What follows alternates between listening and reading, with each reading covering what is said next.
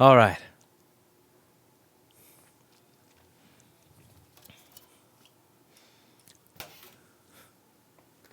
Welcome back. I'm your host, Louis Rossman, and today we've got another day of MacBook logic board repair. Let's get started and see what's wrong with this MacBook. So here it looks like we have a model A1706 MacBook Pro, and if you zoom in on this thing, it's looking ugly, folks. Look at this. Oh, it's gross.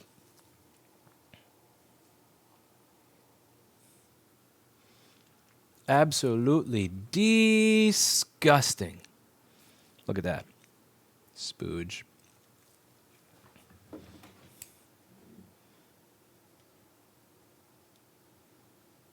Oh, just gross.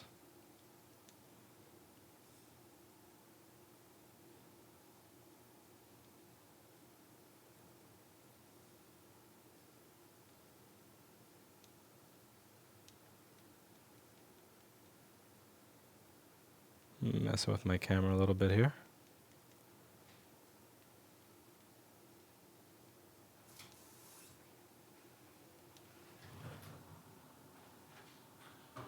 Hello.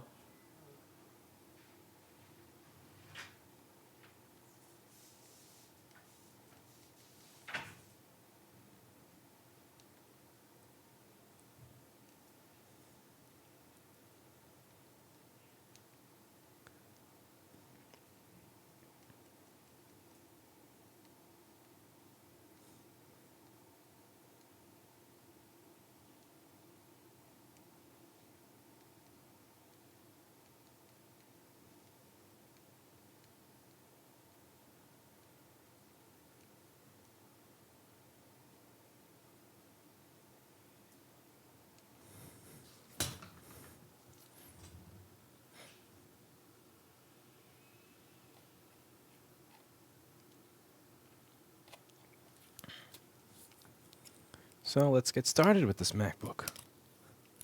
Get the board out of the case and see if we can make this thing work again.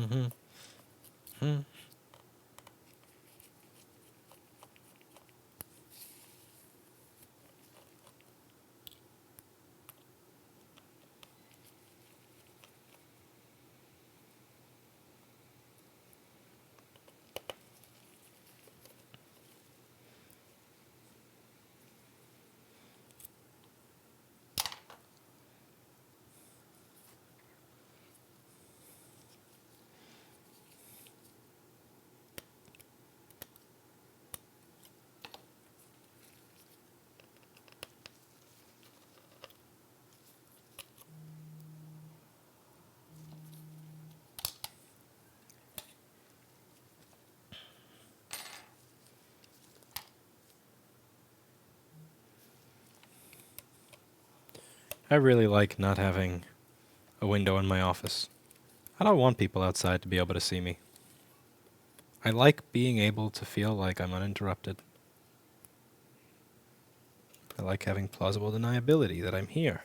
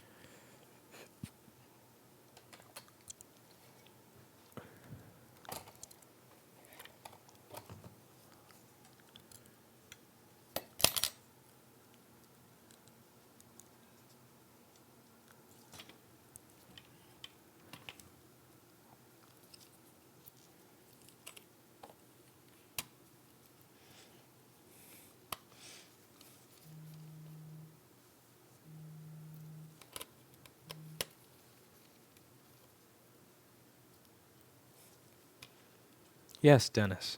You understand precisely. I'm glad to see that we're on the same page.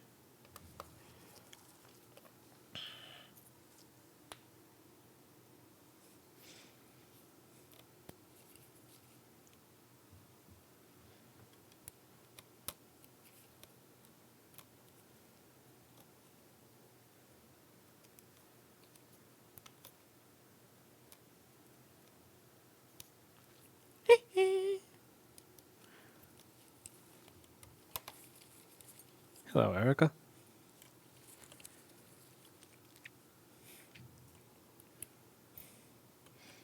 My favorite part of Erica's video yesterday is where she's talking about the remote control and the door opens and she goes, "Oh my God!"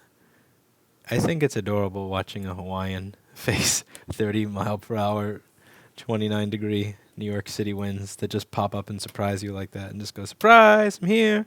Hey, how's it going? How's it going, Hawaiian?" Seeing the reaction of that was priceless.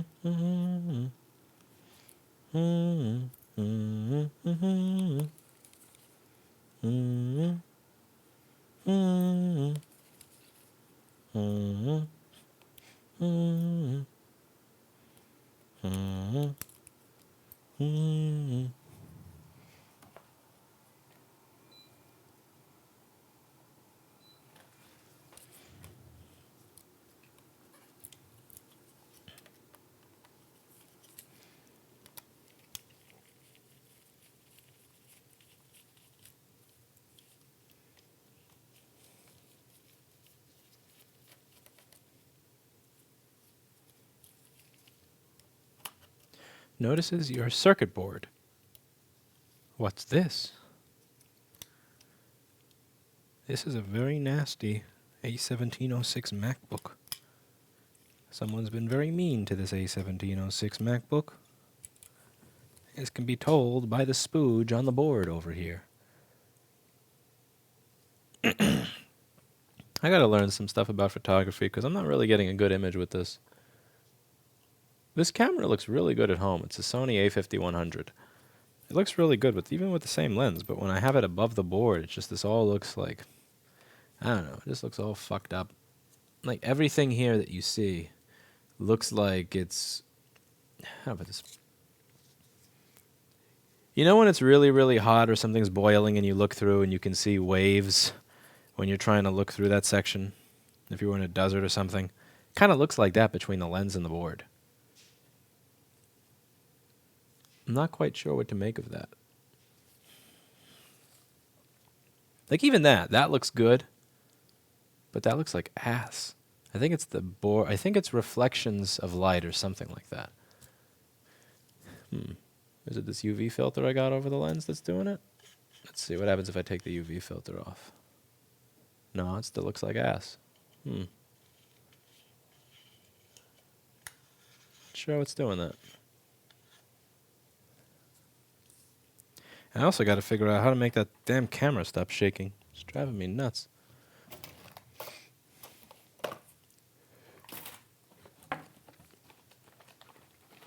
My girl will be moving from South Carolina to Michigan come spring. Her first winter will be fun. Oh yeah, that's going to be some adjustment. I miss the screaming kids in the basement of Old Store. Made the stream a little better. There were no screaming kids in the basement of Old Store. What are you talking about? The only people screaming in our basement are the annoying customers, who are rotting there as we speak.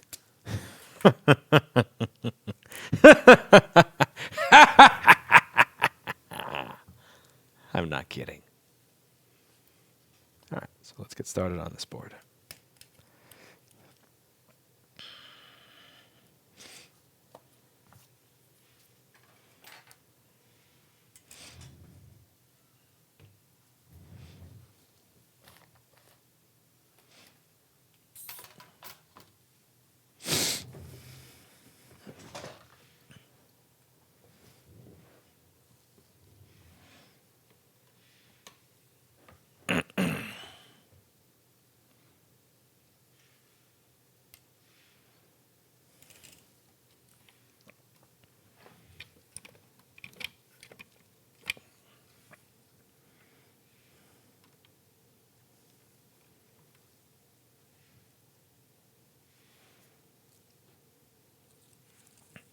This is around the PP3V42 input circuit. Nothing is destroyed. Even though there's corrosion, nothing is actually destroyed there. The charge port, on the other hand, that's got to go. Yeah, so this person's going to need themselves a new charge port. I'm not reusing that. They definitely need a new charge port.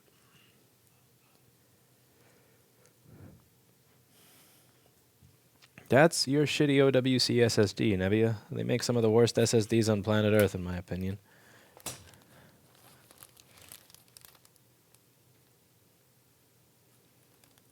Yeah. I'd rather keep my data on a little piece of paper outside that I wrote on with a marker board marker while it's raining than an OWC SSD. You couldn't pay me enough money to keep important data on an OWC. Similar to... They're not as bad as Seagate Rosewood drives. Actually, no, maybe they are. Who am I kidding?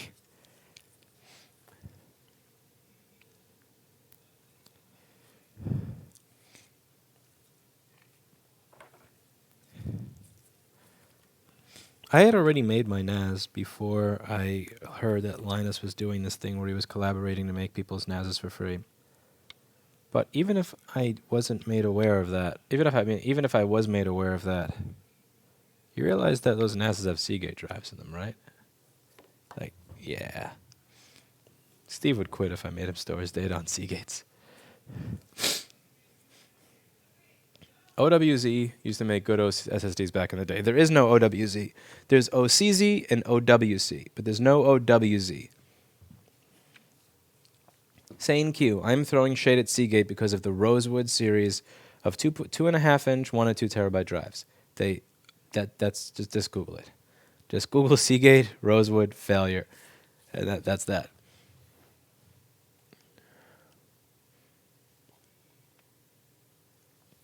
But yeah, OWC has never, in my opinion, they've never made a good SSD. I still remember back when I was actually, if you look back in the olden days, like 2013, 14, 15, I actually used to defend them on the Mac Rumors forums when people would throw shade at them. They made SSDs that were so bad that they wouldn't fit in the computer. So you know how Macs use proprietary SSDs because Apple is special? Well, there's usually a screw hole on the board that you have to use to screw the SSD in. And some of the OWC SSDs were manufactured so poorly that you'd have to use a little piece of tape to put it in there because you couldn't use the screw or else you'd break the SSD. That's just fucking awful. Like there's no way to say it.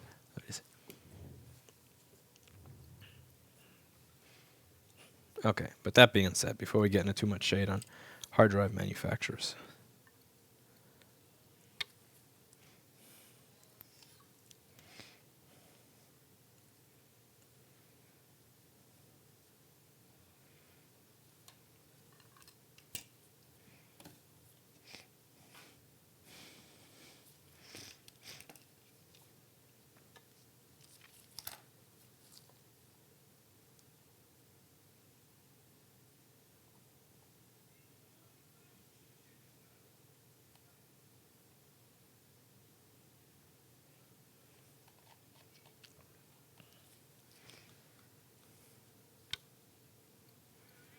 Why do you go out of focus so quickly?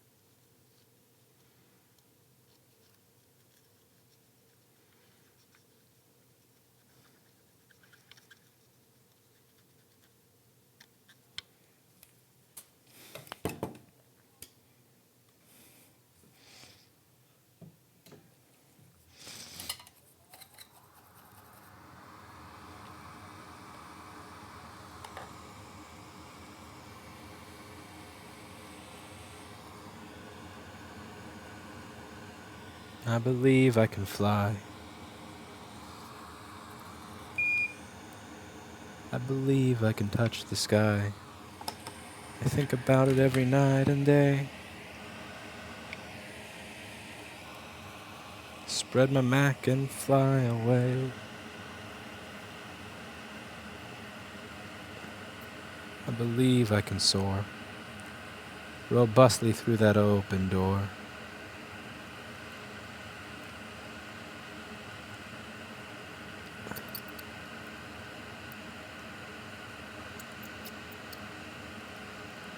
Let's get that thing out of there.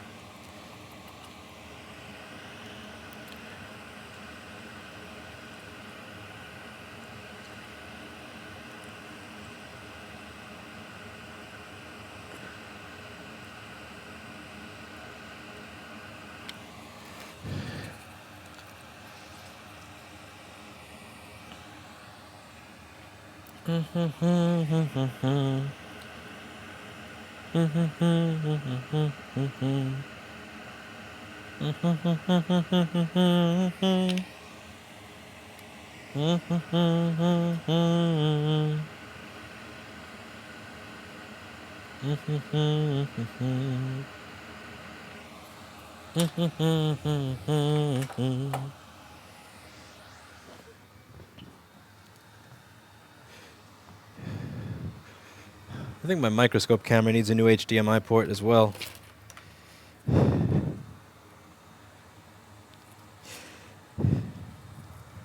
Alright, time for me to get a donor.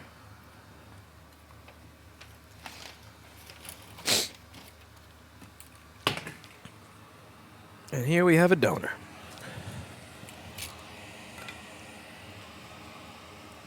I saw Jesse use Wick in a video.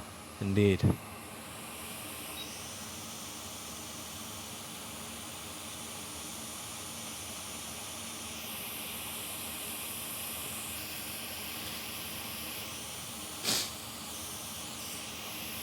I saw an ad for Bloomberg when I got a haircut yesterday. I didn't realize just how spoiled I'd become by not having to watch ads. It was around 2004 when I found Usenet that I stopped having to watch advertisements. I would have been willing to pay for television, but they didn't have a way for me to pay for to get television online in a manner that made sense, where it was mine and I could transfer it to a drive and watch it on a different device at my convenience. So I remember using Usenet for television and not having to watch ads anymore. I just kind of got used to it, and then I stopped watching TV altogether. I got involved with my business. I kind of phased out of TV in 2010 and 11. When I think the last show I finished watching was 24. Most TV shows I watch now, it's genuinely boring. It's not a form of entertainment that I find interesting, in contrast to reality or, stuff that you could find on YouTube where it's real people speaking that are not pretending to be something they're not. At least, if they're pretending to be something that they're not, they want you to believe that that's who they are. It's not just made up shit. And I really misunderstood. I forgot what it was like to watch advertisements on television, when you just turn on channel 5 or 7. And I saw this ad where this woman was talking about how she was part of I worked for Bloomberg and we did a project and he let me put my name on it. I worked for Michael Bloomberg and he was a champion of women. Michael Bloomberg's a good guy. I'm Michael Bloomberg and I approve this message. It always makes me kind of laugh when people say that he's buying the election. Because in order for him to buy the election, you have to assume people are stupid enough to listen to those ads and think, wow, he really is nice to women. And it's funny because they had what I can only imagine to be an Apple loop and Logic playing in the background for the music. It's like it was the most generic little ding ding ding ding ding ding ding ding ding ding ding ding ding ding ding ding ding ding playing in the background. Regardless of whether you like the guy, it's really curious. I'm genuinely curious. Do advertisements like that actually change anybody's opinion towards yes, no, or the other? Does it do anything? I mean, are people that the only thing I could think the entire time I was getting a haircut yesterday, because I was getting bombarded with Bloomberg ads, is does anybody listen to this and hear the ding ding ding ding ding ding ding ding ding ding ding ding ding dun dun dun dun dun dun? in the background while someone's saying, I worked for him and he was nice to me. I'm Michael Bloomberg and I approve this message. Does that actually affect opinions? Does that sway how anyone thinks? Does it change their minds about anything? You know, like, I mean, it just seems like such a fucking waste of money. I mean, I guess the people that are getting paid to, you know, record the sets and everything and say all that shit are probably quite happy. But I'm always very interested when people say that stuff like that, you know, corrupts the democratic process. Because by all means, like, you know, the Charlie Brownish kind of stuff and kind of does. I think it does. I think it does. I mean, you see the results of it. It clearly does. But like ads like that's a joke. They don't really work. I don't think they work. I saw this one Trump ad, and it actually inspired my CompTIA ad. It was the one where you hear the dudes on CNN talking, and they're laughing about the Boomer Rube duo, and damn it, their maps. And it's got this like really dark, somber music in the background, and at the end of the ad, you have, they think you're a joke. Prove them wrong in November. I mean, I don't even like Trump. I think he's kind of a jackass. But I like that ad was like, damn, you know, that ad made me feel something. You know, like it wasn't this wimpy, stupid, ridiculous shit. And I actually, when I saw that ad, that was kind of what inspired the CompTIA ad that I made. I'll admit it was kind of like a ripoff of that ad. Like, I'm not a creative person myself. I'm really not. But like when I watch that ad, it's not like it's going to change my opinion one way or the other of the person. But it's like, damn, you got me to think something there. Or feel something, I should say, not think. That ad was shit.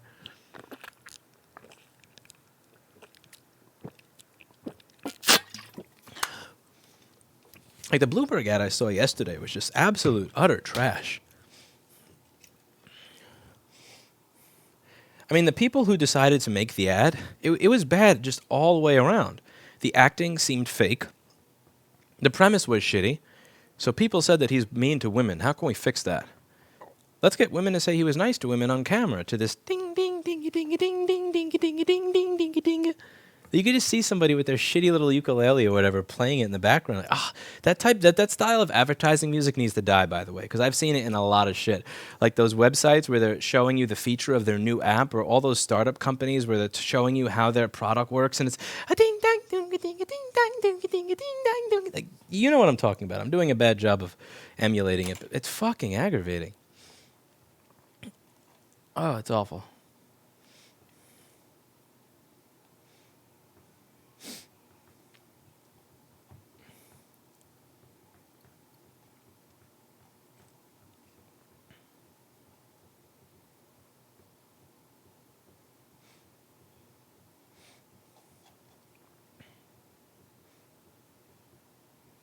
Sounds like you have a board to fix, Justin C.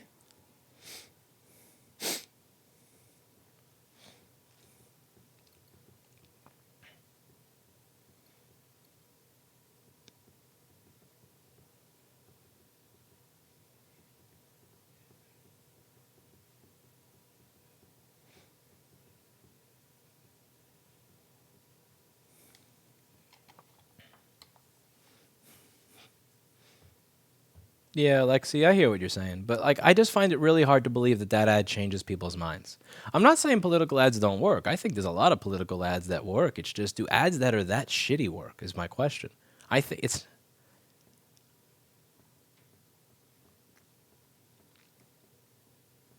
You underestimate the power of stupidity. Perhaps I do.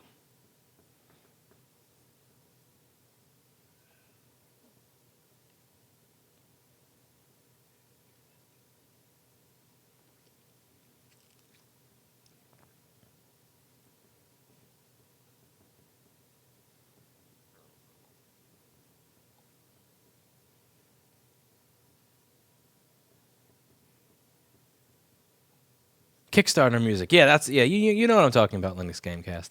What instrument is that? I should know. True, Bloomberg cannot get licensed to good music without having a musician complain.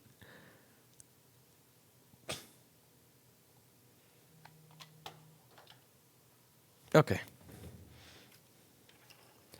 Well, let's see if we have any change on this board so far.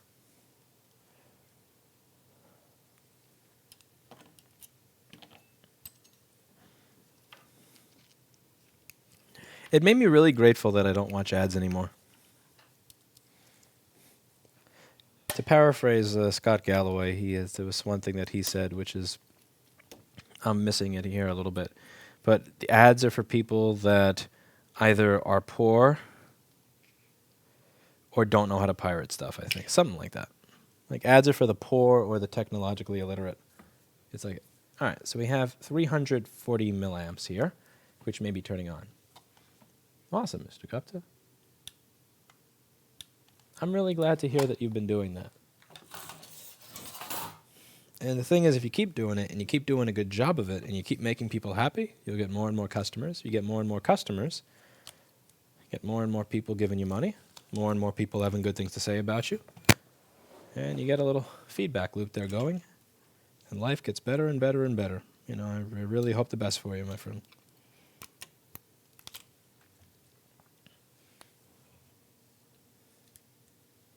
Ding, ding, ding, a ding, a ding, God damn it. I gotta say, the ad stuck in my head. That part of it worked.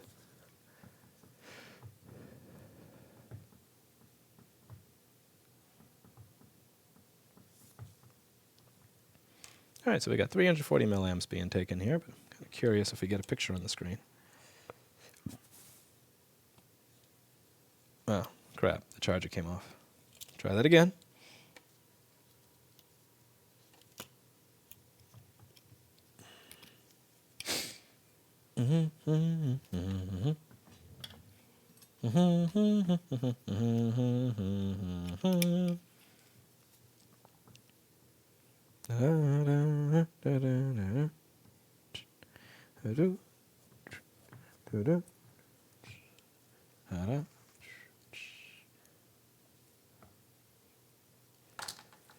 No apple.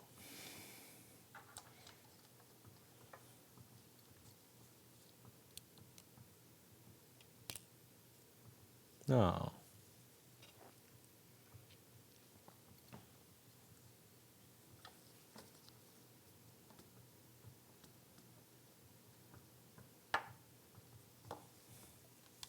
Do we have a pee-pee bus?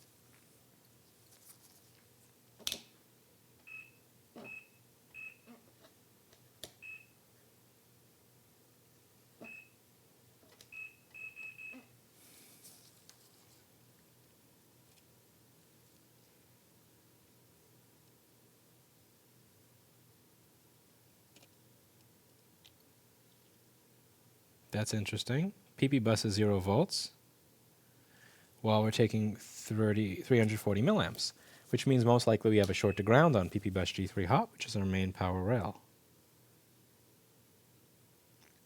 Or my multimeter is just not touching it right. Never mind. Yeah, 5.6 ohms to ground. So now we just got to figure out what it is that is 5 ohms to ground. And whatever it is should be getting really, really warm, because 340 milliamps at 20 volts is going to be, what is it, like 5 watts around there? It's enough that it's going to be noticeable, I'll tell you that much. So let's get the board out without ripping this stupid fragile little cable.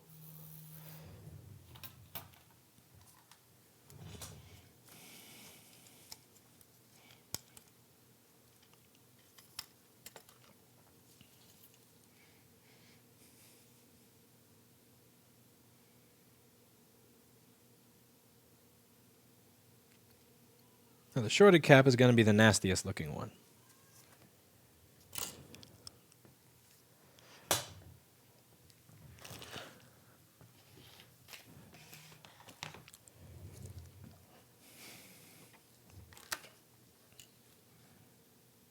Aha.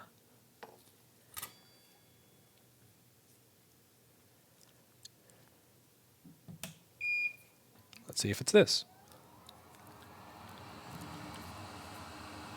Sunny's here.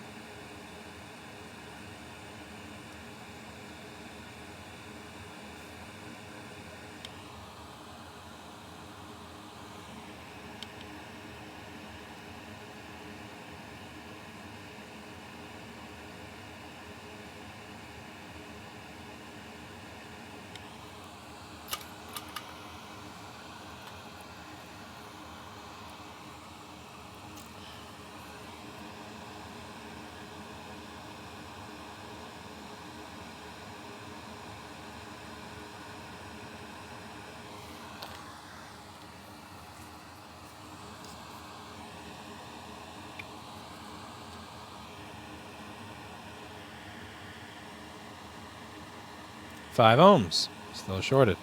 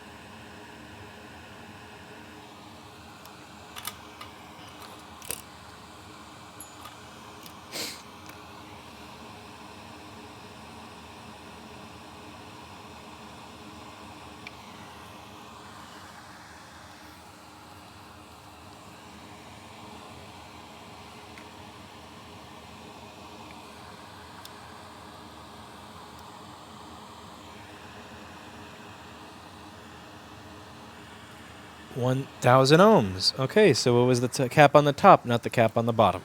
So now we can replace it, and we'll likely see this thing turn on with an image. It's going to be a happy little MacBook. All it needed was its corrosion cleaned and its shorted capacitors removed and replaced with better working ones.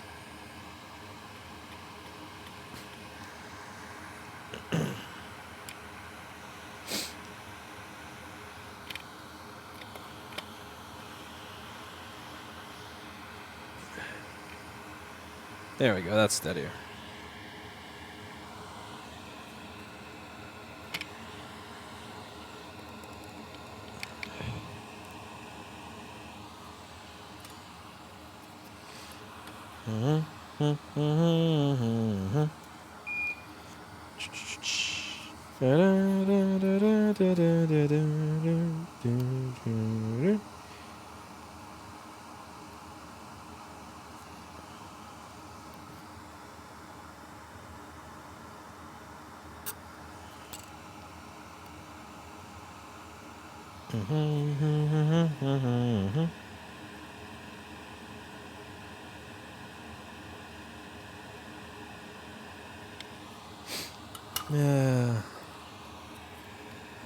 Can never get things looking as nice with tweezers as I can with a little bit of hot air and flux. You'll see how that slides into place a little nicer.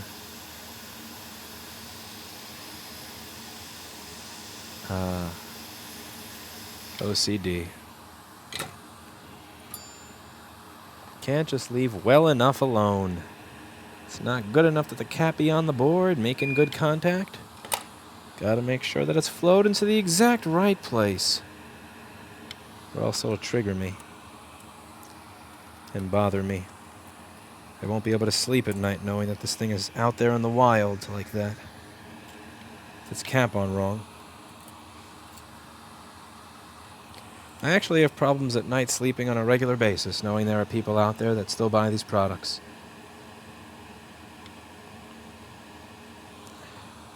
But let's at least control the things that I can control.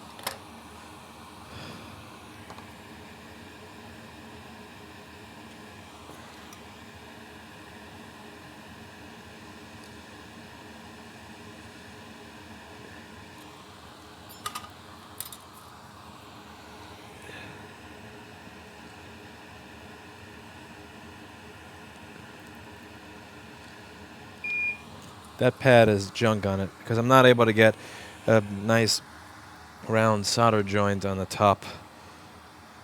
There are parts of it that are still gravelly. It's not showing up as well in the microscope. Maybe it's glare. Maybe the glare is doing it, but I'm going to file it a little bit with some wick.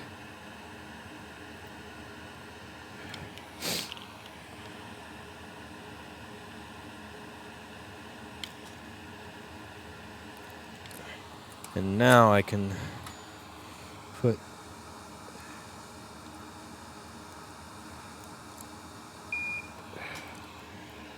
a new capacitor there.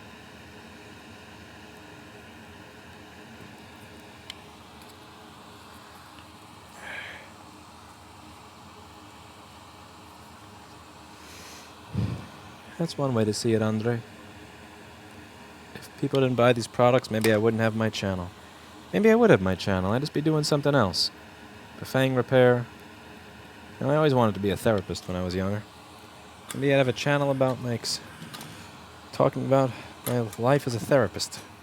Who knows? There's all sorts of things that you can do with your life. You don't just have to be one-trick pony. There's lots of problems in the world that need solving. This is just one of them. And once this is no longer a problem, we can work on something else. I do have a life plan for something else to take on after I'm done with Apple products and Right to Repair. Once Right to Repair is done and this company's done everything that it's going to do, there's something far, like millions of times worse than Apple that I'd like to put my time and effort into taking on.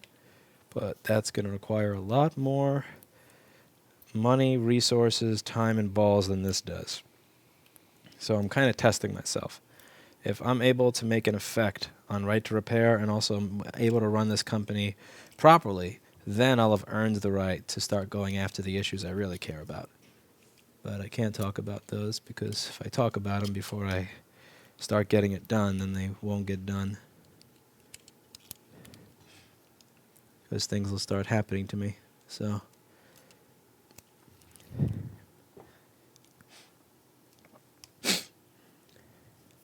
may end up shooting myself in the back of the head. Self-inflicted back of the head gunshot wound kind of thing. But no, not political. Way more important than that. All right, let's see what happens here. All right, so it's up to 20 volts, and it's taking 560 milliamps and 520 milliamps. So it has a different power signature now, which tells me there's a chance that we get an image. I'm fairly certain that PP Bus G3 Hot is going to be 13 volts now.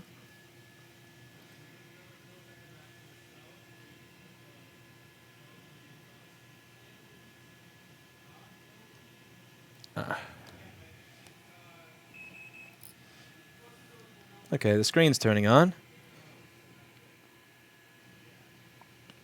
PP Bus is 13.05 volts. It's trying to load something here. I imagine it's awaking from sleep, as you can see from the little progress indicator there, which means that we have a working MacBook. So the problem that we had here was that there was a lot of corrosion on the board right around the PP Bus G3 Hot area and the PP342_G3 Hot area. I thought when I removed a lot of the stuff that looked corroded from there that I had fixed my problem, but I hadn't. There was still 2 corroded capacitors on PP Bus G3 Hot. I replaced those capacitors, I removed the short circuit, and now the board is working. One of the ways that you can kind of get an idea of what's happening is, again, having a USB-C amp meter. With the older MacBooks, I just cut the ends off of the charger and plug it into a power supply so that I could see how much amperage it's taking. That's how I tell. And with these machines, I just have an Apple OEM charger here that I got from Best Buy. Makes me sick. Tim Cook made money off of me there. I prefer that he not. But this over here, this is a little USB-C amp meter you can get from store.rossmangroup.com. I use the cheap ones, not the expensive ones, because the cheap ones honestly do just fine for me. You can get fancy schmancy ones with all these color displays and shit, and it'll tell you all the stuff that's going on with the protocol and all that crap. But it doesn't really do much for me. I just use this cheap little piece of shit over here, and it does the job very well. And it shows me the amperage that the machine's taking cheaply. So when I see 200 to 300 milliamps, PP Bus G3 Hot short. 500, and especially when it's static, that's something to keep in mind. Because as it's booting, the CPU is going to use more power, less power, RAM, more power, less power. It's going to be dynamic as it's moving back and forth.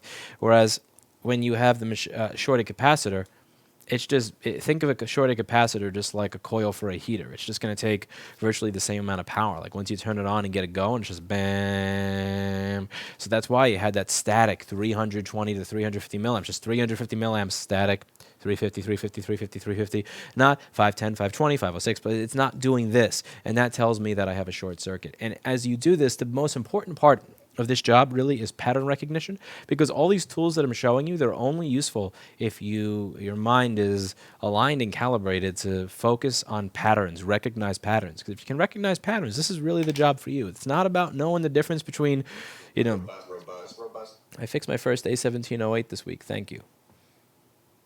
That's awesome, Deuce. PBRU. I have no idea what that name means, but I think that's cool that you fixed something. Congratulations. I hope you. I hope you felt the same way I did when I saw my first fan spin. Yeah, this is not about knowing about coulombs and theorems and equations and advanced theory. This is really just about having a detective's mind for problem solving and a little bit of problem solving skills. Also, I just want to say thank you. Two separate people in this video. The first is the Global Industrial. I got this letter from Global Industrial. It's apparently they must watch some of my videos. It says, "Hi, we are sorry for the delays in shipping and the issues you have had with your order. Just in case Eugene left any mess behind, we have something on the way to help with that and to keep the place looking new. Congrats on the new store." They sent me some floor buffer scrubber cleaning thing, so thank you. That's very much appreciated. We may be going back to Global Industrial to get some more shelves that are more designed for laptop repair in general, for laptop, for storing laptops. I've heard that you have a couple of shelves, so maybe we'll check them out, see what they're like. Put a couple of them on the channel so that if anybody else has a laptop repair company like ours, they know where to get their stuff from and which one would be good to get, because right now even I don't know what's good to get. And also there was a gentleman that actually sent in this Stream Deck here from Elgato. And I'm not going to read the note that came with it because it was a little private and a little personal, but I've been there too, trust me, and I hope that things do get better for you. They have gotten better for me. You find something that gives you purpose, find something that to work towards. So find something where, as you're doing work, you feel like you're providing something, you're getting somewhere, you're building something, even if it's not giving you monetary value in the here and now. If it's something that you feel is worth doing, it'll help you get out of that funk. So thank you very much for this. I'm probably going to set this up and have two of them so that it's easier for me to work with. I just got to figure out how I'm setting up the desk and everything in the office. But just want to say thank you so much to everybody who watches these videos, shares this stuff, gets involved, fixes something, gets people involved in what it is we enjoy doing. Thank you. I'll see y'all in the next video.